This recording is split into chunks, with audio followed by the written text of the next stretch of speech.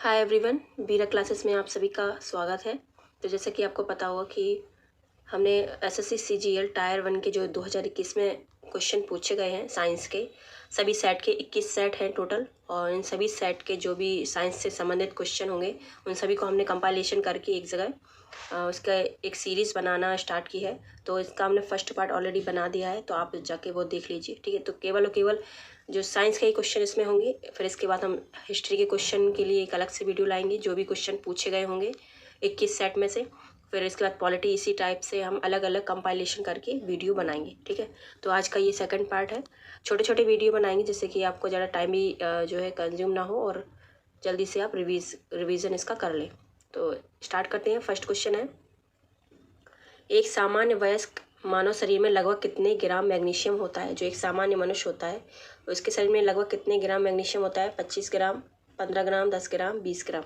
तो right answer इसका हो जाएगा, हम जल्दी जल्दी करेंगे इसलिए जल्दी जल्दी इसके आंसर भी करेंगे, ठीक है, ज़्यादा टाइम नहीं लेंगे। तो 25 ग्राम होता है एक सामान्य मनुष्य में, 25 ग्राम मैग्नीशियम होता है, ठीक है। अगला क्वेश्चन है, निम्नलिखित में से किस जीव में एक से अधिक हृदय होते हैं। निम्नलिखित में से किस में एक से अधिक हृदय होते हैं, हार्ट होते हैं। गिरगिट, ऑक्टोपस, कछुआ, शाही। तो इसका राइट आंसर क्या हो जाएगा। आप वीडियो को पॉज करके अपना आंसर दे सकते हैं, ठीक है। तो यहाँ पर राइट आंसर हो जाएगा ऑक्टोपस, ठीक है। ऑक्टोपस में एक से अधिक हृदय होते हैं।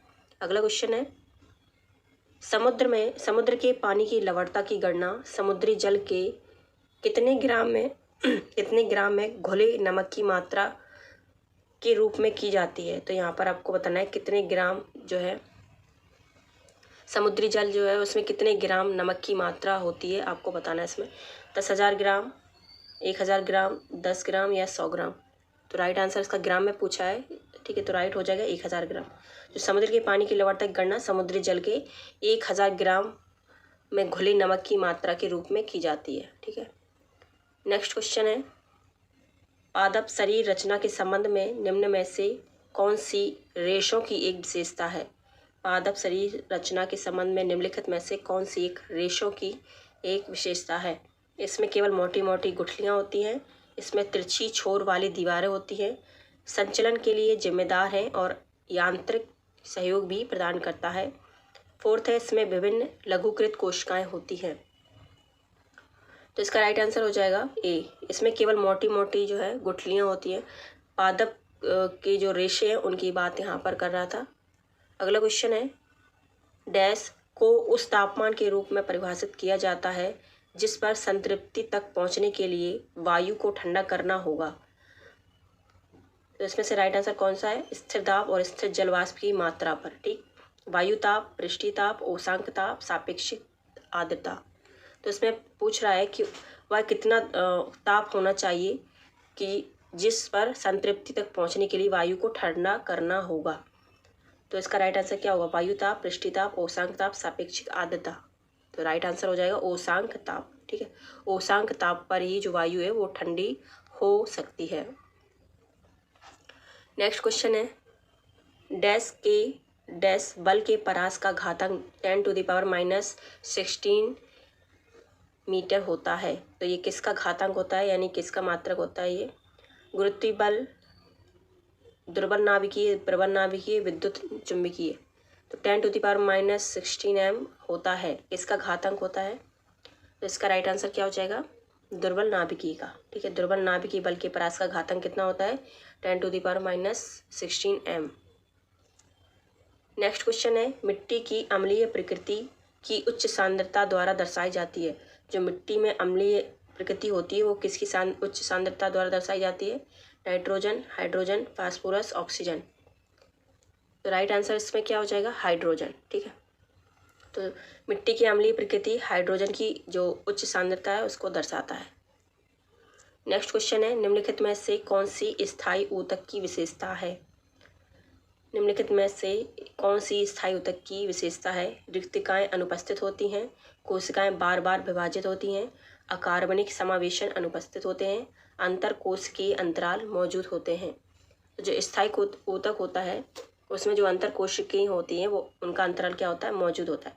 अंतर कोशिकीय अंतराल मौजूद होता है। तो फोर्थ इसका राइट आंसर हो जाएगा। नेक्स्ट क्वेश्चन देखते हैं, यूरिया आमतौर पर इस्तेमाल किए जाने वाला नाइट्रोजन आधारित उर्वरक है।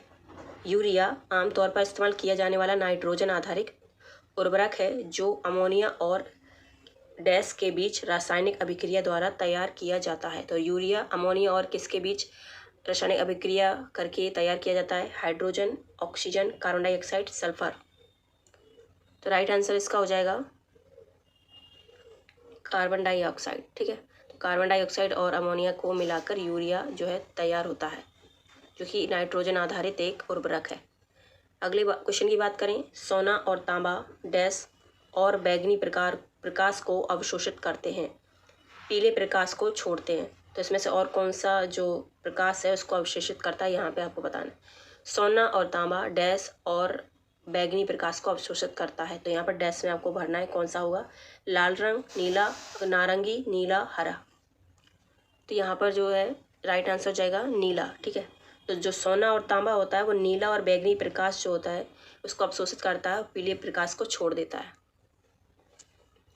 अगला क्वेश्चन है, डैश का संबंध पेड़ की वृद्धि की विशेषताओं, विशेष रूप से समृद्धि वलय ग्रोथ रिंग्स के विश्लेषण द्वारा पिछली जलवायु घटनाओं के रिकॉर्ड बनाने से है। आपने पेड़ के तने को देखा, काट के दिखना, आप में ऐसे रिंग बने होते हैं, ऐसे ऐसे गोल गोल। काफ़ी अगर आप पुराना पेड़ देखेंगे, बरगद या किसी का भी अशोक का पेड़, तो उसमें बहुत ही ज़्यादा रिंग्स बने होते हैं। तो ये बताता है कि जलवायु घटना के बारे में, जलवायु के बारे में। ठीक है, तो इसमें से आपको बताना है कौन सा सही आंसर है। ऐतिहासिक जलवायु विज्ञान, भू जलवायु विज्ञान, ध्रुव जलवायु विज्ञान, जैव जलवायु विज्ञान। तो ये सब पूछ रहा है कि इन विशेषताओं को रिकॉर्ड करने के लिए किसका प्रयोग किया जाता है, जो पेड़ की वृद्धि की विशेषताओं को बताता है। तो इसका राइट आंसर हो जाएगा डेंड्रोक्लाइमेटोलॉजी। ठीक है, ध्रुव जलवायु विज्ञान। तो ये क्या करता है? ये पेड़ की वृद्धि की विशेषताएं बताता है, विशेष रूप से जो ग्रोथ रिंग होती है ना, उनका विश्लेषण करता है। ठीक है, अगला क्वेश्चन है, विकिरण बेल्ट चुंबकीय रूप से फंसे हुए अत्यधिक ऊर्जावान आवेशित कणों की विशाल पट्टी है जो पृथ्वी को घेरे रहते हैं। तो यहाँ पर आपको डैश दिख रहा है, यहाँ पर आपको बताना है कि विकिरण बेल्ट चुंबकीय रूप से फंसे हुए अत्यधिक ऊर्जावान आवेशित कणों की विशाल पट्टी है जो पृथ्वी को घेरे रहते हैं। Kuiper, Chinook, Van Allen, Aurora. तो राइट आंसर इसका क्या हो जाएगा? Van Allen. ठीक है, तो वैन एलन विकिरण बेल्ट चुंबकीय रूप से फंसे हुए अत्यधिक ऊर्जावान आवेशित कणों की विशाल पट्टी है जो पृथ्वी को घेरे रहते हैं। अगला क्वेश्चन है, डैश एक ऐसे वातावरण को संदर्भित करता है जिसमें ऑक्सीजन आसानी से उपलब्ध हो। वायवीय अम्लन, मनवोद भवी, एंथ्रोपोजेनिक बताना है आपको, इसमें से कौन सा सही है। जो ऑक्सीजन एक ऐसे वातावरण को संदर्भित करता है जिसमें ऑक्सीजन आसानी से उपलब्ध होती है। तो इसका राइट आंसर हो जाएगा एरोबिक। ठीक है, तो एरोबिक इसका राइट आंसर है, जहाँ पर ऑक्सीजन जो है आसानी से उपलब्ध होती है। अगला क्वेश्चन है, नई माताओं में स्तनपान के शुरुआती दिनों में स्तन से एक तरल पदार्थ स्रावित होता है जो बच्चे की प्रतिरक्षा प्रणाली को मजबूत करता है और संक्रमण से लड़ने सहायक होता है। वह तरल पदार्थ क्या कहलाता है? इसका राइट आंसर क्या हो जाएगा? Sebum, cerumen, colostrum, synovia. तो राइट आंसर इसका क्या हो जाएगा? कोलेस्ट्रम। तो कोलेस्ट्रम एक तरल पदार्थ होता है जो कि बच्चे को प्रतिरक्षा प्रणाली में मजबूत करता है और संक्रमण से बचाता है। अगला क्वेश्चन है, लास्ट क्वेश्चन है ये, निम्नलिखित में से कौन सा तत्व प्रकाश उत्सर्जक डायोड संरचना के निर्माण के लिए उपयुक्त नहीं है? इनमें से कौन सा तत्व है जो प्रकाश के उत्सर्जक डायोड संरचना के निर्माण के लिए उपयुक्त नहीं है? Indium gallium nitride, germanium, gallium phosphide, gallium arsenide. तो राइट आंसर क्या हो जाएगा इसका? जर्मेनियम। ठीक है, तो जर्मेनियम जो है प्रकाश उत्सर्जक डायोड संरचना के निर्माण के लिए उपयुक्त नहीं है। ठीक है, तो बस फिलहाल इस वीडियो में इतना ही, मिलते हैं अगले पार्ट में। Thank you so much. और हाँ, वीडियो को लाइक, शेयर एंड सब्सक्राइब जरूर कर देना। बाय।